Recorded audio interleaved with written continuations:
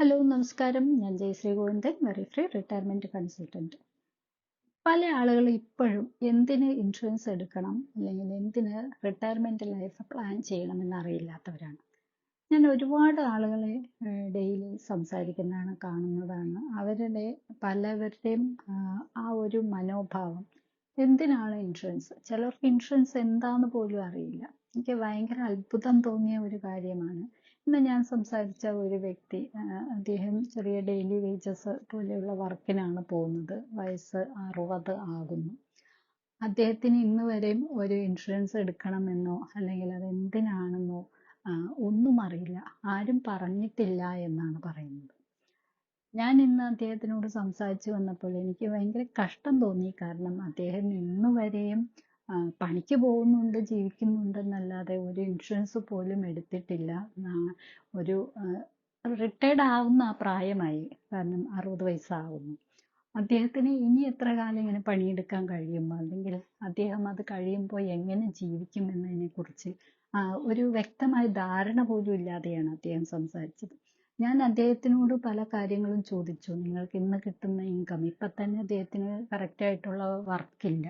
അതായത് ഫ്ലെക്സിബിൾ ആയിട്ടുള്ള ഒരു വർക്കും ഇൻകം ആണ് അദ്ദേഹത്തിൻ്റെത്. അപ്പൊ ഇപ്പൊ കുറെ നാളായിട്ട് പണികൾ തന്നെ വളരെ കുറവാണ്, ഇല്ല എന്ന രീതിയിൽ. അദ്ദേഹം ആയ കാലത്ത് നന്നായ രീതിയിൽ പണിയെടുത്തിട്ടുണ്ടാവാം, ഇൻകം ഉണ്ടാക്കിയിട്ടുണ്ടാവാം. അപ്പോൾ സേവ് ചെയ്യാത്തത് കൊണ്ടല്ലേ ഇപ്പോൾ അദ്ദേഹത്തിന് ഈ ബുദ്ധിമുട്ട് വരുന്നത്? ഞാൻ അദ്ദേഹത്തിനോട് പല കാര്യങ്ങളും സംസാരിച്ച കൂട്ടത്തിൽ ചോദിച്ചു, ഞാൻ ഇനിയും ഇതുവരെയും എന്തുകൊണ്ട് ഒരു ഇൻഷുറൻസിനെ കുറിച്ച് ചിന്തിച്ചില്ല, എന്തുകൊണ്ട് റിട്ടയർമെന്റ് പ്ലാൻ ചെയ്തില്ല എന്നൊക്കെ. അദ്ദേഹത്തിന് ആരും ഇത് പറഞ്ഞു കൊടുത്തില്ല. ഇങ്ങനെ ഒരു കാര്യം ഉണ്ടെന്ന് പോലും അദ്ദേഹത്തിന് അറിയില്ല. പിന്നെ പല ആളുകളും പറയുന്ന രീതിയിൽ ഇപ്പൊ LIC കുറിച്ചൊക്കെ പറഞ്ഞു കഴിഞ്ഞാൽ LIC നഷ്ടമാണ്, അല്ലെങ്കിൽ LIC ഒക്കെ വെറുതെയാണ് എന്ന് സംസാരിക്കുന്ന ചില ആളുകളുണ്ട്. അത് കൃത്യമായിട്ട് LIC എന്താണെന്ന് അറിയില്ലാത്തത് കൊണ്ടാണ്. ഇന്ത്യയിലെ ഒരേ ഒരു സെൻട്രൽ ഗവൺമെന്റ് ഗ്യാരണ്ടി ഉള്ള കമ്പനിയാണ് LIC. വേറെ നമ്മൾ എവിടെയൊക്കെ ഇൻവെസ്റ്റ് ചെയ്താലും അതിനൊരു ഗ്യാരണ്ടി പോലും ഇല്ല എന്നുള്ളത് പോലും ആർക്കും അറിയില്ല എന്നുള്ളതാണ് സത്യം. ഈ ഇൻഷുറൻസ് കമ്പനി പലതും ഉണ്ട്, പ്രൈവറ്റ് കമ്പനികളും ഉണ്ട്. ഇതുണ്ട്, ഞാൻ ആരെയും കുറ്റം പറയുകയല്ല. പക്ഷെ ഒന്ന് മനസ്സിലാക്കുക, LIC എന്ന് പറയുന്നത് അത്രയും വളരെയധികം കോടികൾ ആസ്തി ഉള്ളതും, അതുപോലെ നമ്മുടെ ഇന്ത്യയിലെ പല ഗവൺമെന്റ് പ്രൊജക്റ്റുകളിലും ഇൻവെസ്റ്റ് ചെയ്യുന്നവരും അല്ലെങ്കിൽ അവർക്ക് ഫണ്ട് നൽകുന്നതുമായ ഒരു വലിയ ഒരു ഇൻസ്റ്റിറ്റ്യൂട്ടാണ്. അപ്പോൾ ഈ ഒരു കാര്യം പോലും ആളുകൾക്ക് മനസ്സിലാവില്ല. ആരൊക്കെയോ എന്തൊക്കെയോ പറയുന്നത് കേട്ടിട്ട് എവിടെയെങ്കിലും ആർക്കെങ്കിലും പറ്റിയ ഒരു മിസ്റ്റേക്കിനെ വെച്ചിട്ടാണ് അവര് ഈ ഒരു സ്ഥാപനം അങ്ങനെയാണ് ഇങ്ങനെയാണെന്നൊക്കെ പറയുന്നത്. പക്ഷെ ഞാൻ അതിലേക്കൊന്നും ഞാൻ കിടക്കുന്നില്ല. ശരിക്കും എന്താണെന്ന് മനസ്സിലാക്കി ചെയ്യുന്ന ഒരുപാട് കോടി ആളുകൾ ഇതിനകത്തുണ്ട്. അത് വളരെ സന്തോഷമുള്ള കാര്യമാണ്.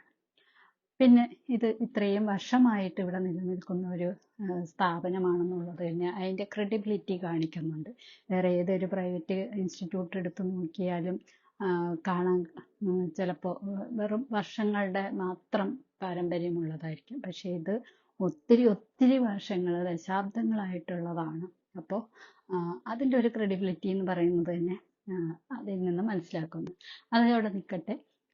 ഇദ്ദേഹത്തിന്റെ ഒരു കാര്യം സംസാരിച്ചാല്, ഈ വ്യക്തിയെ ഞാൻ കാര്യങ്ങൾ പറഞ്ഞ് മനസ്സിലാക്കി. കാരണം ഇന്ന് വരെയും ഒരു പൈസ പോലും സേവ് ചെയ്യാനായിട്ട് ശ്രമിക്കാതെ ഈ ഒരു 60-ാം വയസ്സിൽ നിൽക്കുമ്പോൾ നാളെ എങ്ങനെ ജീവിക്കും എന്നതിനെ കുറിച്ച് ചിന്തിച്ചിട്ടുണ്ടോ എന്ന് ചോദിച്ചു. അദ്ദേഹത്തിന് യാതൊരുവിധ മറുപടി പോലും ഇല്ലായിരുന്നു. അദ്ദേഹം ആകെ തകർന്ന മട്ടിൽ നിൽക്കുന്ന ഒരു വ്യക്തിയാണെന്ന് എനിക്ക് തോന്നിപ്പോയി. ഞാൻ അദ്ദേഹത്തിനോട് പറഞ്ഞു, നിങ്ങളുടെ മുന്നിൽ ഒരു 5 കൊല്ലവും കൂടെ നിങ്ങൾക്ക് ഇതുപോലെ പണിയെടുക്കാൻ സാധിക്കുമെങ്കിൽ മാസം ചെറിയൊരു എമൗണ്ട് എങ്കിലും നിങ്ങൾ ഇപ്പോഴേ ഇൻവെസ്റ്റ് ചെയ്യാൻ അല്ലെങ്കിൽ സേവ് ചെയ്യാൻ ശ്രമിക്കുക. ഒരു 5 വർഷം കൊണ്ടെങ്കിലും നിങ്ങൾക്ക് അത്യാവശ്യം മെഡിസിനോ ഫുഡിനോ ഉള്ള തുകയെങ്കിലും നിങ്ങൾക്ക് കരുതി വെക്കാൻ സാധിച്ചാൽ അത് വലിയ പുണ്യമായിരിക്കും. അദ്ദേഹത്തിന്റെ മകൻ ചെറിയ ഏതോ ഒരു പണിക്ക് പോകുന്നുണ്ട്. ഇതുപോലെ തന്നെ ഡെയിലി വേജസ് പോലെയുള്ള ഒരു പണിക്ക് പോകുന്നു. സ്ഥിരമായ ജോലി എന്ന് പറയാൻ ആ കുടുംബത്തിൽ ആർക്കുമില്ല. ഞാൻ അദ്ദേഹത്തിനോട് പറഞ്ഞു കൊടുത്തു, നിങ്ങളോ ഇങ്ങനെ ചെയ്തു, നിങ്ങളുടെ മകനോടെങ്കിലും നിങ്ങൾ ഈ തെറ്റ് ആവർത്തിക്കാതിരിക്കാൻ പറഞ്ഞു കൊടുക്കാം. അവൻ ഏകദേശം ചെറിയ പ്രായമാണ്, അവരുടെ മുന്നിൽ ഒരുപാട് വർഷങ്ങളുണ്ട്. കിട്ടുന്ന ചെറിയ തുകയാണെങ്കിലും ഡെയിലി അതിൽ നിന്ന് സേവ് ചെയ്യാൻ അവനോട് പറയുക. അങ്ങനെ സേവ് ചെയ്താൽ മുന്നിൽ കിടക്കുന്ന വളരെ വലിയ വർഷങ്ങൾ കൊണ്ട് നല്ലൊരു റിട്ടയർമെന്റ് പ്ലാനിലേക്ക് വേണ്ട ഫണ്ട് രൂപീകരിക്കാൻ അദ്ദേഹത്തിന് സാധിക്കും. അപ്പൊ അതുകൊണ്ട് ഞാൻ ഇപ്പോഴും പറയുന്നു, എന്നെ പല ദിവസങ്ങളിലും എന്നെ കോണ്ടാക്ട് ചെയ്യാറുണ്ട് 55-60 വയസ്സൊക്കെ ആയ ആളുകൾ. ഇനി ഒരു റിട്ടയർമെന്റ് ലൈഫിന് വേണ്ടി എങ്ങനെ പ്ലാൻ ചെയ്യാൻ പറ്റുമോ, എനിക്ക് പെൻഷൻ എടുക്കാൻ പറ്റുമോ എന്നൊക്കെ ഉള്ളത്. പക്ഷെ നമുക്ക് എടുക്കാം. പക്ഷെ നമ്മൾ ഇത് ഈ ഒരു 20-30 വർഷം കൊണ്ട് നമ്മൾ സ്വരൂപിക്കേണ്ട തുക ഈ ഒരു 2 വർഷമോ 5 വർഷമോ കൊണ്ട് നമ്മൾ സ്വരൂപിക്കേണ്ടി വരിക എന്ന് പറയുന്നത് അത്ര അങ്ങോട്ട് പോസിബിൾ ആയിരിക്കില്ല. പിന്നെ ചെറിയ രീതിയിൽ ഒന്നുമില്ലാത്തതിലേക്കും ഭേദമാണല്ലോ, അല്ലെങ്കിൽ ഒന്നും ചെയ്യാതിരിക്കുന്നതിനേക്കാൾ നല്ലതാണല്ലോ കുറച്ച് വൈകിയാണെങ്കിലും കാര്യങ്ങൾ ചെയ്യുന്നത് എന്ന രീതിയിൽ മുന്നോട്ട് പോവുക എന്ന് മാത്രം. ഇനിയുള്ള സമയം കൊണ്ട് മാക്സിമം നമ്മൾ സേവ് ചെയ്യാനായിട്ട് ശ്രമിക്കുക. അപ്പോൾ നമുക്ക് മറ്റുള്ളവരെ ആശ്രയിക്കാതെയോ ആരെയും ബുദ്ധിമുട്ടിക്കാതെ അവനവൻ്റെ ഫുഡിനോ അല്ലെങ്കിൽ മെഡിസിനോ വേണ്ട കാര്യങ്ങളെങ്കിലും അതിനുള്ള തുകയെങ്കിലും കണ്ടെത്താനായിട്ട് സാധിക്കും.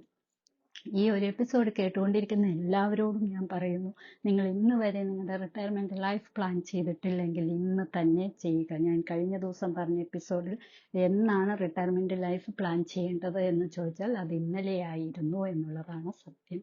ഇന്നലെ ചെയ്യാൻ പറ്റാത്തവർക്ക് ലാസ്റ്റ് ചാൻസ് എന്ന രീതിയിൽ ഇന്ന് ചെയ്യുക എന്നുള്ളതാണ്.